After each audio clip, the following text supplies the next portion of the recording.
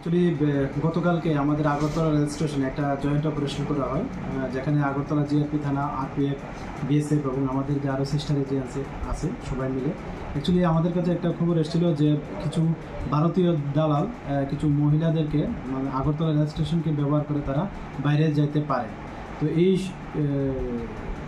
খবরের মানে সত্যতা ধরে আমরা সবাই আগরতলা রেল স্টেশনে একটা প্লেন মাফিক একটা অ্যাম্বুশে বসি এবং দেখলাম যে গতকালকে বিকালবেলার দিকেই আমরা দুজন মানে লোককে গ্রেপ্তার করা হয় এবং সেই সঙ্গে একজন মহিলাকেও।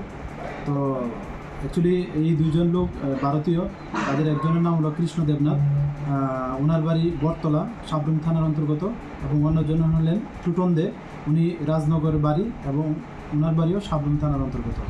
এবং ওনাদের সঙ্গে ছিলেন একজন মাহমুদা নাম একজন মহিলা, উনি শরীয়তপুর জেলার বাংলাদেশের অন্তর্গত। তো অ্যাকচুয়ালি ওনাকে তারা অবৈধভাবে ভারতের বর্ডার ক্রস করে একটা গাড়ি করে নিয়ে এসছে আগরতলা রেল স্টেশন এবং ওখান থেকে তারা বাইরে চলে যাবে। তো আমরা গতকালকেই ওনাদেরকে এগেনস্টে আমাদের আগরতলা জিআরপি থানাতে একটা মামলা গ্রহণ করি, যার মধ্যে যে নতুন আইন হয়েছে বিএনএস অ্যাক্ট, আইপিপি অ্যাক্ট এবং ফরেনার অ্যাক্ট আছে।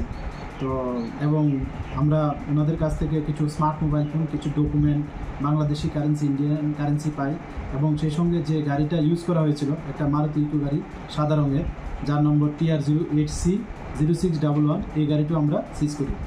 তো আমরা গতকালকে এবং এখনও আমরা ওনাদেরকে জিজ্ঞাসাবাদ চালিয়ে যাচ্ছি, সঙ্গে আমাদের আরও অনেক এজেন্সি আছে তারাও জিজ্ঞাসাবাদ চালাচ্ছে।